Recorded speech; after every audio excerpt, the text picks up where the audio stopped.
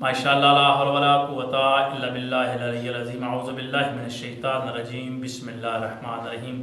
السلام علیکم ناظرین، آج جو وظیفہ لے کر ہم آپ کی خدمت میں حاضر ہوئے ہیں جو قرآن پاک کی سورت کا وظیفہ ہے۔ یہ بہت ہی آسان اور مختصر اور چھوٹا سا وظیفہ ہم آپ کی خدمت میں حاضر کر رہے ہیں۔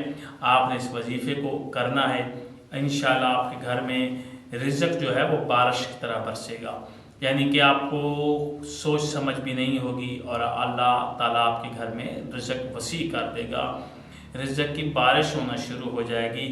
آپ نے کرنا کیا ہے کہ آپ نے ہر نماز کے بعد جو سورہ میں آپ کو بتانے جا رہا ہوں اس سورہ کی آپ نے تلاوت کرنی ہے، نماز فجر کے بعد، نماز ظہرین کے بعد اور نماز مغربین کے بعد 3 دفعہ دن میں آپ نے اس سورہ کی تلاوت کرنی ہے۔ چھوٹی سی سورہ ہے، اتنی بڑی سورہ بھی نہیں ہے، ٹھیک ہے۔ آپ جب اس کو پڑھیں گے تو انشاءاللہ اللہ آپ کے رزق میں اضافہ کرے گا اور آپ کو وسیع رزق ملے گا۔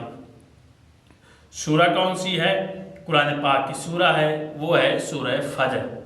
سورہ فجر کی آپ نے تلاوت کرنی ہے صبح کی نماز کے بعد، نماز ظہرین کے بعد، یعنی کہ ظہر اور عصر جب آپ پڑھ لیں گے اس کے بعد جب پھر شام کو آپ مغرب اور عشاء پڑھ لیں گے تو اس کے بعد آپ نے سورہ فجر کی تلاوت 1 دفعہ کریں گے۔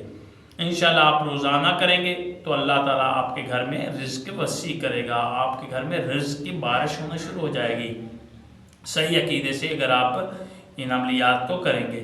جو بھی ہم عملیات بتاتے ہیں ہوتے تو بہترین ہیں، لیکن اس میں نماز پنجگانہ بھی ضروری ہوتی ہے اور عقائد کا بھی پکا ہونا ضروری ہوتا ہے۔ انشاءاللہ اللہ تعالیٰ آپ کو کامیابی دے گا۔ اللہ آپ کا اور ہمارا حامی و ناصر ہو۔ خدا حافظ۔